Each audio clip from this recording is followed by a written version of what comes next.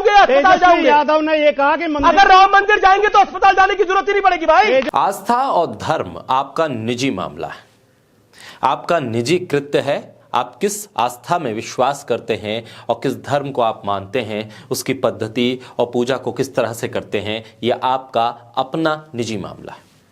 ये सार्वजनिक मामला नहीं है। आप ये किसी पर थोप नहीं सकते और किसी से जबरदस्ती उस काम को नहीं करवा सकते जो आप करते हैं। जो आपको पसंद है वो सबको पसंद हो, ऐसा हो नहीं सकता।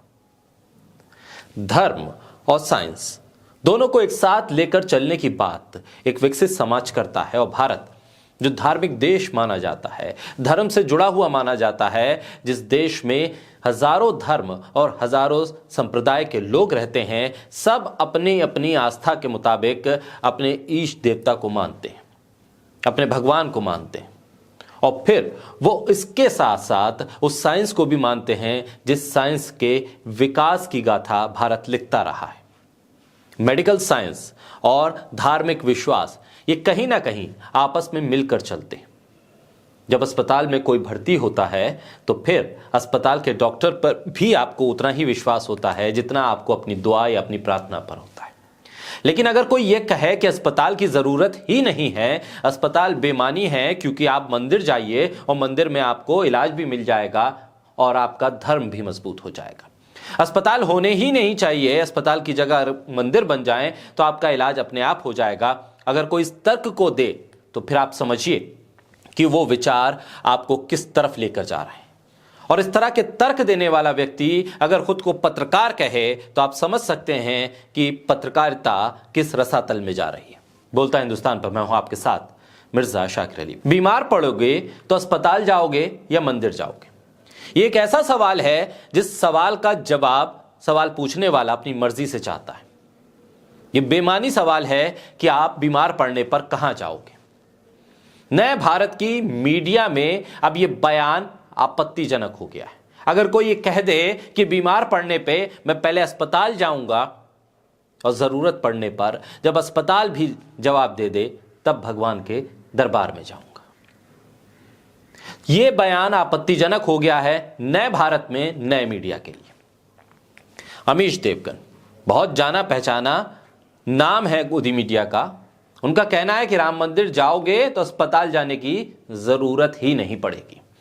यानी अस्पताल को, मेडिकल साइंस को अमीश देवगन सिरे से नकार रहे हैं, उसके वजूद पर ही सवाल खड़े कर रहे हैं। अमीश देवगन के हिसाब से सरकार को देश के सभी अस्पतालों को ताला लगा देना चाहिए। इलाज तो मुसलमान, सिख, ईसाई, पारसी, जैन, आदिवासी सबका होता है, सब करवाते हैं। क्या सभी को मंदिर जाना होगा इलाज करवाने के लिए? क्योंकि अमीश देवगन के हिसाब से तो अस्पताल में इलाज नहीं, मंदिर बनने से, मंदिर जाने से ही आपका इलाज हो जाएगा।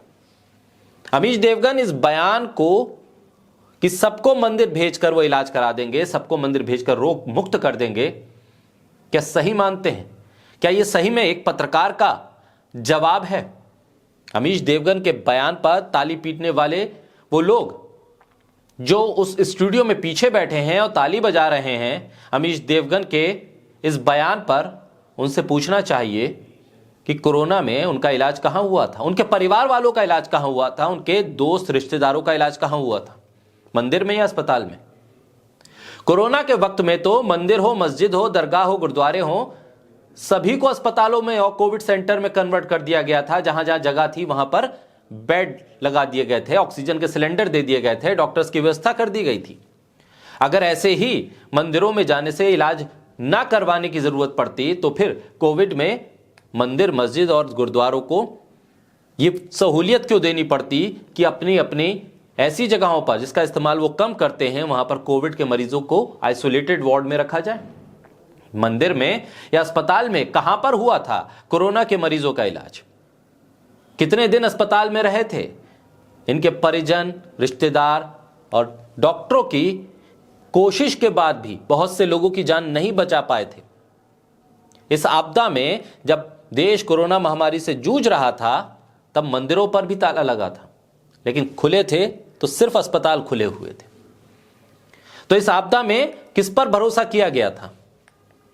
क्योंकि अमीश देवगन तो कह रहे हैं कि मंदिर जाइए तो अस्पताल की जरूरत ही नहीं है। अमीश देवगन को यह बयान यह ख्याल कोविड के वक्त क्यों नहीं आया था? इस पर एक अच्छा प्रोग्राम कर सकते थे और बता सकते थे कि सरकार को कि कोविड में नए अस्पताल, नए वेंटिलेटर सेंटर, नए आइसोलेशन सेंटर खोलने की जरूरत ही नहीं है। बीजेपी के समर्थक और बीजेपी से जुड़े हुए लोग, बीजेपी से जुड़े हुए पत्रकार जब ये तर्क देते हैं तो शायद वो भूल जाते हैं कि बीजेपी के सबसे वरिष्ठ नेता और मार्गदर्शन मंडल के सबसे सीनियर नेता लालकृष्ण आडवाणी कितनी बार अस्पताल गए और अब भी अस्पताल के सहारे ही चल रहे हैं। मुरली मनोहर जोशी, अस्पताल से आना जाना अभी भी लगा है उनका। अटल बिहारी वाजपेयी जीवन के आखिरी 4 साल अस्पताल में ही बीते थे।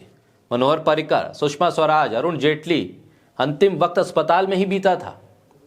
एक पत्रकार होने के नाते क्या इस तरह के बयान देना शोभा देता है? एक पत्रकार को, जो पत्रकार माना जाता है कि साइंस, धर्म और देश की तमाम व्यवस्थाएं और आस्थाओं को वो उसका प्रतिनिधित्व करते हुए सही ढंग से लोगों के सामने रखेगा, वो सिर्फ एक भावनात्मक मुद्दे को हवा देने के लिए इस तरह का बयान दे दे। टीवी के एक और बहुत बड़े एंकर थे जो इस वक्त दुनिया में नहीं है, वो भी इसी गैंग के सदस्य थे। दिन रात हिंदू मुसलमान करते रहते थे, इसी ब्रिगेड के वो महारथी थे। वो भी यही कहते थे कि अस्पताल जरूरी नहीं है, बीमार पड़ो तो मंदिर जाओ। और आज इस वक्त अगर वो होते तो वो भी इसी वक्तव्य की पैरवी करते। लेकिन कोरोना से जब संक्रमित हुए, अस्पताल पहुंचने में थोड़ी ही देर हुई थी कि संक्रमण के बाद वो उनकी जीवन लीला ही समाप्त हो गई थी। अगर हमें अस्पताल जाने की जरूरत नहीं होती तो भारत में कोविड के दौरान 5,33,000 मौतें क्यों होती? अगर कोई सिर्फ मंदिर में जाकर भगवान से प्रार्थना करके सुरक्षित वापस लौट सकता तो फिर अस्पतालों में इतनी लंबी लंबी लाइनों की जरूरत क्या है? मेडिकल कॉलेज खोलने की जरूरत क्या है? इतने डॉक्टर्स मोटी मोटी फीस देकर जो डॉक्टर की डिग्री हासिल करते हैं, मेडिकल साइंस की डिग्री हासिल करते हैं, उसकी जरूरत ही क्या है? इस तरह के अवैज्ञानिक तर्क और तथ्य देकर सिर्फ और सिर्फ टीआरपी या किसी एक पार्टी के लिए भावनात्मक मुद्दे को हवा देने का काम अगर पत्रकार करेंगे तो समझिए इस देश में ना तो पत्रकारिता बची है और ना ही वैज्ञानिक सोच।